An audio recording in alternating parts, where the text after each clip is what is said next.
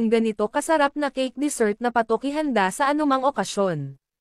Gagamit tayo ng 10 piraso ng lemon square cheesecake. Durugan ito gamit ang kamay. Lagyan ng 1/8 cup na melted butter at haluin. Ibuhos ito sa baking pan, e-flatten at e-press down, itabi muna. Gagamit tayo ng 3 piraso na manggang hinog. Hiwain ng pa-cubes ang 1 piraso at i-mash ang 2 piraso gamit ang tinidor.